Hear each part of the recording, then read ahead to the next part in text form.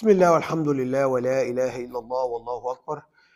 Today we will continue again with chapter 23, Al-Mu'minun, the believers. Allah subhanahu wa ta'ala started the chapter by identifying the characteristics for those believers, for what they have to do. And as we mentioned, one of the most important things was the prayer. The prayer is like a litmus test. Prayers on time, and how the urgency to do your prayers, to come to the mosque or to the masjid for men to do their prayers. It shows some kind of sacrifice. They're leaving the TV, you're leaving the movie, you're leaving the games, you're leaving the video games, you're leaving the football game, you're leaving the cricket game, whatever. And you are going to the mosque. 15 minutes or 10 minutes trip back and forth. This is all sacrifices. Allah subhanahu wa ta'ala rewards for that. So the prayers and other things we talked about. Then Allah subhanahu wa ta'ala changed the subject to the creation of the human being. And as we mentioned, that this book, the Quran, is not a book of science. It's not a book of science. It's a book of guidance. It shows you from the beginning to the end. Basically, La ilaha illallah Muhammad Rasulullah. There's no God worthy of worshipping other than Allah, and Muhammad, who was last prophet, and why you should worship Allah, how you worship Allah, the way to worship everything, and what you expect from Allah, how you deal with things in this life and in the hereafter. Everything. So, but Allah subhanahu wa ta'ala, as we discussed yesterday about scientific, and we will see more scientific miracles or science in this book. Allah subhanahu wa ta'ala is talking to the human mind. Because Allah subhanahu wa ta'ala, He have give us something called the free choice. You have a choice. We are the only creature who have the choice. You see, animals, they don't have the freedom of choice. They don't have they just living like that, and there's no accountability for them.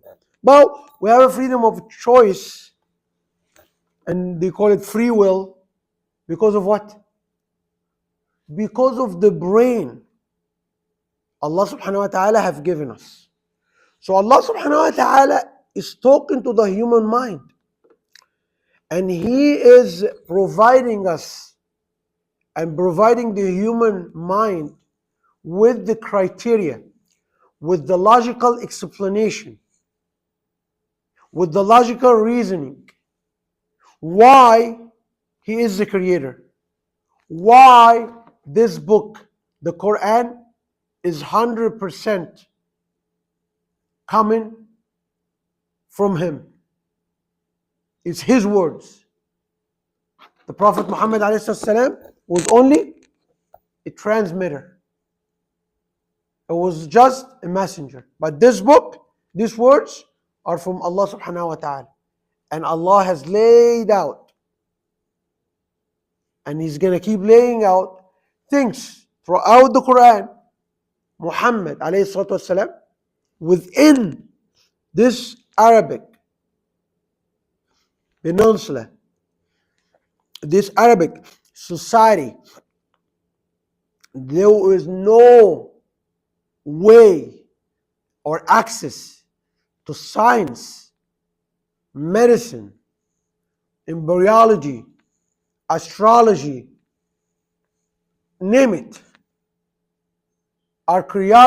history, a lot of things in this book no human at that time could have or have the ability to know.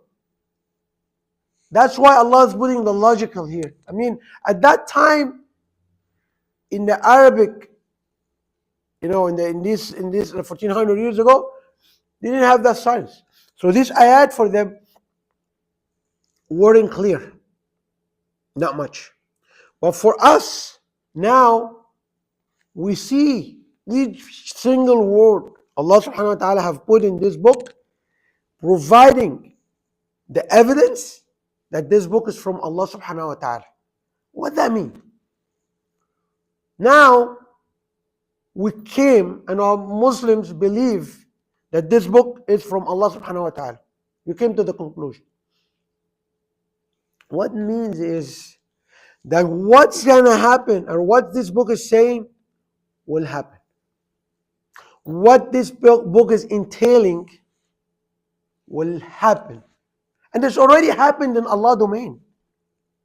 Allah subhanahu wa ta'ala in a lot of ayat he said, you were not gonna able to overtake Allah. You were not gonna be able to challenge Allah.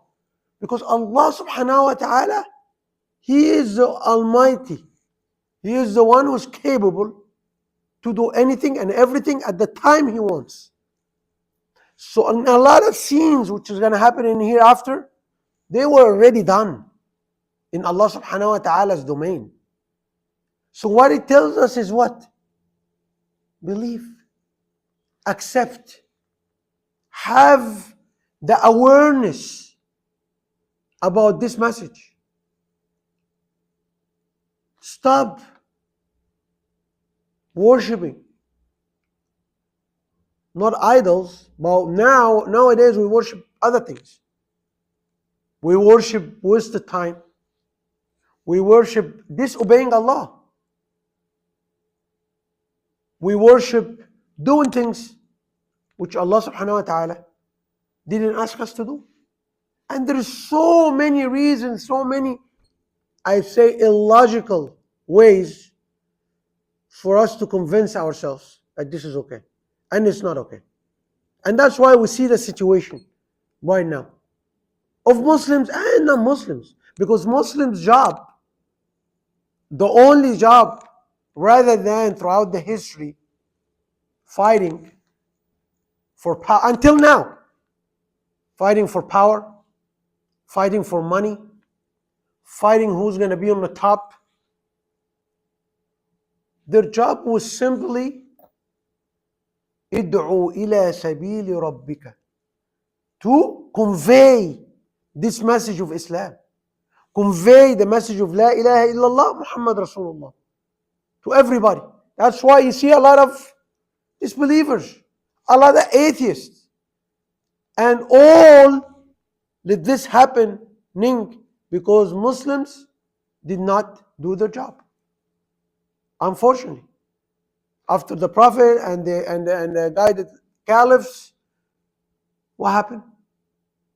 Bloodshed, fighting who's gonna rule this territory, who's gonna rule this area, who's gonna be in the king, who is this and that. And then we forgot what? Forgot about the message, the essence of why we're here.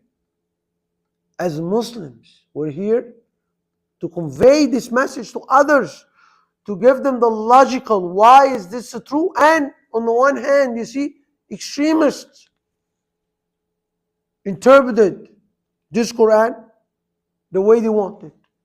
Oh, they said, oh, it's okay to kill people. Oh, it's okay to kidnap civilians. It's okay, it's okay, it's okay. And none of these things comes from the teachings or come from the teachings of the Quran or the teachings of the Prophet Muhammad ﷺ. It's all false. And that's why you see a lot of people, they look at Islam, oh, barbaric religion. Oh, this is and that. Then nobody, and so the Muslims who really understand and know this message, a lot of them also, they hold it for themselves. They're not going outside preaching this message. They're not fearing nobody. Because you are a soldier of Allah, preaching this message, preaching the logic of this message. And Allah subhanahu wa ta'ala, He is the one who's going to take care of whoever. You're not here to force anybody to accept anything. But you're here to do what? Calling. Calling. A caller for anything. For a prayer, a caller for anything. Some people will respond. Some people will not gonna respond. So, and that is you're not gonna go, say you're calling on the street, you're selling something, you keep calling, $5, $5, $5. Some people will come and buy from you, and others will not gonna buy.